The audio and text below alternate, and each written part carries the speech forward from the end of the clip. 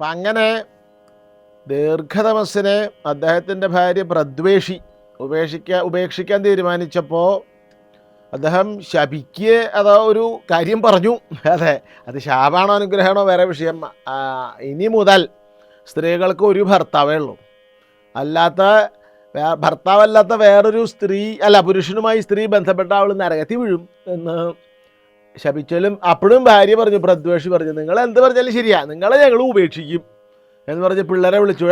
മക്കളെ, അതിന് ഗൗതമൻ മുതലായ മക്കളുണ്ടല്ലോ പ്രദ്വേഷിയിൽ, ഈ കിഴവനെ കൊണ്ടുപോയിട്ട് കുരുടനെ കൊണ്ടുപോയിട്ട് ആ ഗംഗാനദിയിൽ ഉപേക്ഷിക്ക് എന്ന് പറഞ്ഞപ്പോൾ പിള്ളേരെ ഒരു പൊങ്ങുതടിമ ഇങ്ങളെ വെച്ച് കെട്ടി ഗംഗാനദിയിൽ കൊണ്ട് തള്ളി. അതിൻ്റെ തൊയിരക്കട് ഒഴിഞ്ഞു പുലിവാലി.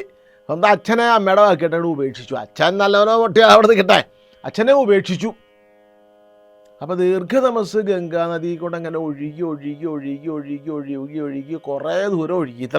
കുറേ ദൂരം ഒഴുകി. ഇപ്പോൾ അവിടെ ഒരു രാജാവ് കുളിക്കുന്നുണ്ടായിരുന്നു. ബലി എന്ന് പറഞ്ഞിട്ടൊരു രാജാവ് അവിടെ കുളിക്കുന്നുണ്ട്. രാജാവ് കുളിക്കുമ്പോൾ ഇതെന്താ ഈ വരണേ, ഒരു പൊങ്ങുതടി അതിൻ്റെ മേലെ ഒരു മുനിയെ വെച്ച് കെട്ടിയിട്ടുണ്ട്. രാജാവ് പൊങ്ങുതടി പിടിച്ച് കരക്കി കയറ്റി കട്ടൊക്കെ കഴിച്ചു. മുനിയോട് ചോദിച്ചു, അങ്ങ് ആരാണ്? ഞാൻ ദീർഘതമസ്. നമുക്ക് കൊട്ടാരത്തിലേക്ക് പോവാം എന്ന് പറഞ്ഞ് അദ്ദേഹത്തിനെ കൊട്ടാരത്തിൽ കൊണ്ടുപോയി സൽക്കരിച്ചു. കാര്യങ്ങളൊക്കെ രാജാവ് മനസ്സിലാക്കി. രാജാവ് പറഞ്ഞു, എൻ്റെ ഭാര്യയാണ് സുദേഷ്ണ. ഈ സുദേഷ്ണയ്ക്ക് സന്താനങ്ങളില്ല, എനിക്ക് അവളിൽ കുട്ടികളില്ല, അപ്പം അങ്ങ് അവളിൽ മക്കളെ ഉണ്ടാക്കണം എന്ന് പറഞ്ഞു. അത് ഞാൻ ചെയ്യാം എന്ന് പറഞ്ഞു ആരെ? ഈ ദീർഘതമസ്. അപ്പോൾ രാജാവ് പോയിട്ട് സുദേഷ്ണനോട് പറഞ്ഞു, മുനി വന്നിട്ടുണ്ട്, അദ്ദേഹം മക്കളെ സന്താനത്തെ പ്രദാനം ചെയ്യും.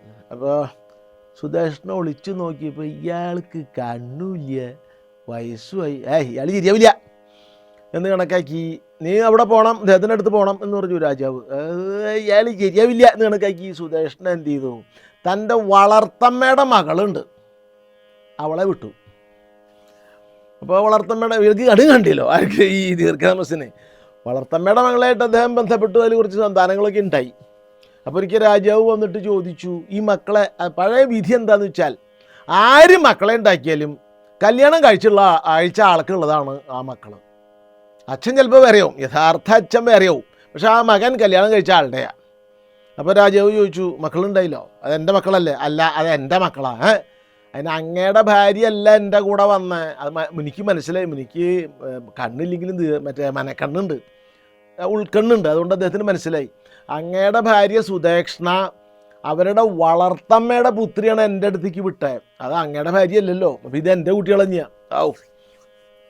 നേരെ പുലിവലായി രാജാവിന്. അപ്പോൾ രാജാവ് പറഞ്ഞു, അത് ഒരു കാര്യം ചെയ്യാം, സുദേഷ്ണ എന്താ ഈ കാണിക്കണം, നമുക്ക് മക്കൾ വേണ്ടേ എന്നൊക്കെ നിർബന്ധിച്ചപ്പോൾ സുദേഷ്ണ ഈ ബലി എന്ന രാജാവിൻ്റെ ഭാര്യ ദീർഘതമസ്സുമായിട്ട് ബന്ധപ്പെട്ടു. അതിൽ 5 മക്കളുണ്ടായി, ഒന്നൊന്നല്ല 5 മക്കളുണ്ടായി. അങ്കൻ, വങ്കൻ, കലിംഗൻ, പുണ്ട്രൻ, സുംഹൻ എന്ന് പേരിട്ട് 5 മക്കളുണ്ടായി. ഇവർക്കൊക്കെ ഓരോ രാജ്യവും കിട്ടി. അങ്കൻ അംഗരാജ്യം, വങ്കന് വങ്കരാജ്യം, കലിംഗന് കലിംഗരാജ്യം, പുണ്ട്രന് പുണ്ഡ്രരാജ്യം, സുംഹന് സുംഹരാജ്യം. ഇങ്ങനെ 5 രാജ്യം കിട്ടി. ഇത് ഭീഷ്മർ ആരോട് പറഞ്ഞ കഥയാണ്? സത്യവതിയോട് പറഞ്ഞത്. അതുകൊണ്ട് അമ്മ ഒരു കാര്യം ചെയ്യൂ, നമ്മുടെ വംശത്തിൽ ഇപ്പോൾ സന്താനം ഇല്ലാത്ത കാലത്ത് പൂർവികന്മാർ ചെയ്ത ആചാരം ചില കഥകളിൽ കൂടെ ഞാൻ അമ്മയെ മനസ്സിലാക്കിയതാണ്. ആ കഥ പറഞ്ഞതാണ്. അമ്മ ഏതെങ്കിലും നല്ലൊരു ബ്രാഹ്മണനെ വിചാരിക്കൂ, എന്നിട്ട് വിചിത്രവീര്യൻ്റെ ഭാര്യമാരിൽ സന്താനോൽപാദനത്തിന് ശ്രമിക്കൂ, ഞാൻ ചെയ്യില്ല എന്ന് പറഞ്ഞു. അപ്പോഴാണ് സത്യവതി തൻ്റെ പൂർവകഥ ഫ്ലാഷ് ബാക്ക് ആരോട് പറയണേ? ഭീഷ്മരോട് പറയണം. സത്യവതിക്ക് ഫ്ലാഷ് ബാക്ക് ഉണ്ടല്ലോ, അത് നമ്മൾ കണ്ടതാണ്.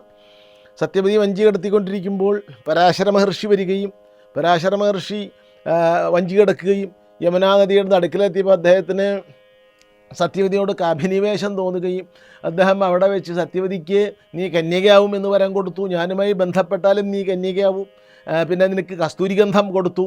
അങ്ങനെ ഒരു മകൻ എനിക്കുണ്ടായിട്ടുണ്ട് ഭീഷ്മ എന്ന് നാണിച്ചിട്ട് സത്യവതി ആരോട് പറഞ്ഞു? ഭീഷ്മനോട് പറഞ്ഞു. അവനാണ് വ്യാസൻ. അവൻ്റെ പേര് കൃഷ്ണദ്വൈപായന വ്യാസൻ എന്നാണ്. കൃഷ്ണൻ എന്ന് പറഞ്ഞാൽ കറുത്ത നിറമുള്ളവനാണ്, അതുകൊണ്ട് അവന് കൃഷ്ണൻ. ദ്വൈപായനൻ ദ്വീപിൽ ജനിച്ചവൻ. അപ്പോൾ കൃഷ്ണദ്വൈപായനൻ. വ്യാസൻ എന്ന് പറഞ്ഞാൽ വേദങ്ങളെ വിഭജിച്ചവൻ. ഒറ്റ വേദം ഉണ്ടായിരുന്നുള്ളൂ ആദ്യം. അതിനെ ഋക്ക് യജുസ് സാമം അഥർവം എന്നിങ്ങനെ വിഭജിച്ചത് വ്യാസന. വ്യസിക്കുക, വിഭജിക്കുക. അവൻ വേണമെങ്കിൽ എന്താ പിന്നെ അമ്മയെ സംശയിക്കാനുള്ള അദ്ദേഹത്തെ വരുത്തൂ. എന്നിട്ട് വിചിത്രവീര്യ ക്ഷേത്രങ്ങളിൽ, ഭാര്യയ്ക്ക് ക്ഷേത്രം എന്നാ പറയുക, വിചിത്രവീര്യ ക്ഷേത്രം, ഭർത്താവ് ബീജം, ഭാര്യ ക്ഷേത്രം. സന്താനത്തിന് ബീജബലവും വേണം, ക്ഷേത്രബലവും വേണം. അതാണ് പഴയ കണക്ക്. അപ്പോൾ വിചിത്രവീര്യ ക്ഷേത്രങ്ങളിൽ, ക്ഷേത്രം എന്ന് പറയുന്നത് വയലെന്ന് അർത്ഥമുണ്ട്. അത് പിന്തിരിപ്പം പദമാണോ മുന്തിരിപ്പം പദമാണോ എന്ന് ചോദിച്ചാൽ എനിക്കറിഞ്ഞൂടാ. പഴയ കാലത്ത് അങ്ങനെ അർത്ഥമുണ്ട്. ക്ഷേത്രങ്ങളിൽ സന്താനത്തെ ഉൽപ്പാദിപ്പിക്കും എന്ന് പറഞ്ഞപ്പോൾ സത്യവതിയോട് വ്യാസൻ ജനിച്ചപ്പോൾ ഒരു വാക്ക് കൊടുത്തിട്ടുണ്ട്. അമ്മ വിചാരിക്കുമ്പോൾ ഞാൻ വന്നോളാം എന്നാണ്. എന്നിട്ട് തപസ്സിന് പോയി, ജനിച്ച ഉടനെ തപസ്സിന് പോയി ആളണേ. അപ്പോൾ സത്യവതി അവിടെ നിന്ന് വ്യാസനെ വിചാരിച്ചപ്പോൾ സെക്കൻഡ് വെച്ചോണ്ട് ആൾ വന്നു. കാരണം അഷ്ടൈശ്വര്യ സിദ്ധികളൊക്കെ ഉണ്ട്. വ്യാണിമ, ഗരിമ, മഹിമ, ലഹിമ, ഈശി, പ്രാപ്തി, പ്രാകാമ്യം, ഈശിത്വം, വശിത്വം എന്നൊക്കെ പറഞ്ഞിട്ട് അഷ്ടൈശ്വര്യ സിദ്ധികളുണ്ട്. അവർക്കൊക്കെ പെട്ടെന്ന് വലുതാവുക, അണിമ എന്ന് പറഞ്ഞാൽ ചെറുതാവുക, ഗരിമ എന്ന് പറഞ്ഞാൽ വലുതാവുക. അങ്ങനെ വേഗം ആൾ വന്നു.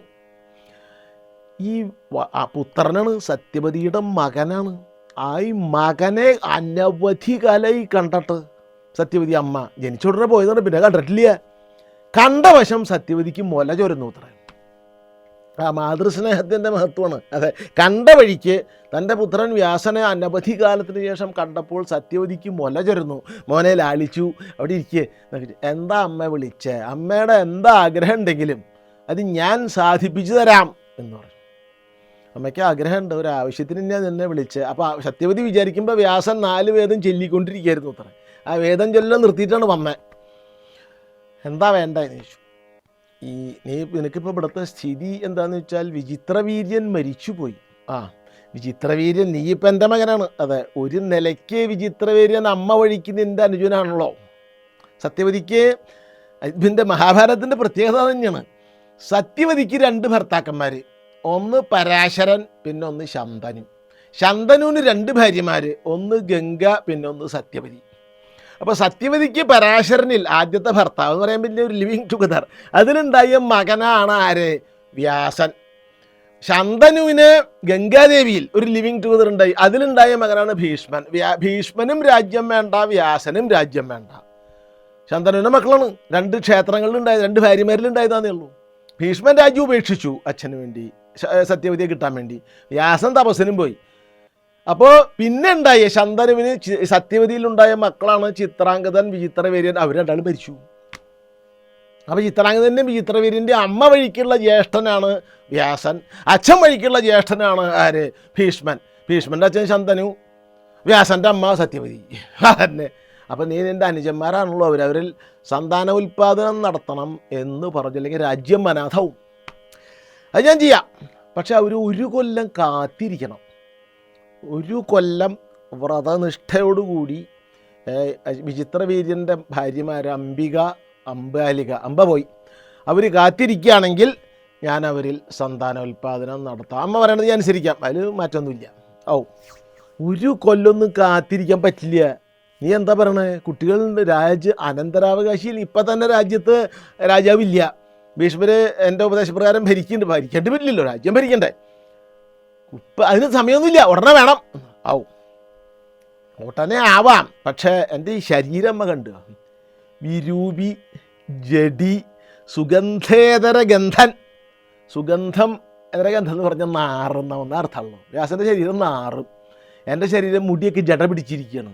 അതെ, വികൃത രൂപമാണ്, എൻ്റെ ഈ നാറ്റുണ്ട്. ഇതൊക്കെ എന്നെ നാറെന്ന് പറഞ്ഞൊരു കവിയെ ലോകത്തുള്ളൂ അത്ര, അത് വ്യാസനാ. അതെ, എൻ്റെ ശരീരം നാറും. അതെ, പിന്നെ എൻ്റെ മുടിയൊക്കെ ചുരുണ്ടതാണ്, ഞാൻ കറുത്തിട്ടാണ്, വിരൂപി, ജടയുള്ള ആൾ. അതുകൊണ്ട് ഇതൊക്കെ അവർ സഹിക്കുമെങ്കിൽ, ആരെ? ഈ വിചിത്രവീര്യൻ്റെ ഭാര്യമാർ ഇതൊക്കെ സഹിക്കുമെങ്കിൽ നമുക്കിപ്പോൾ തന്നെ സന്താനോൽപാദനം നടത്താമെന്ന് പറഞ്ഞു. അതൊക്കെ ഞാൻ ശരിയാക്കാം, 1 കൊല്ലമൊന്നും കാത്തിരിക്കാൻ പറ്റില്ല എന്ന് പറഞ്ഞു സത്യവതി.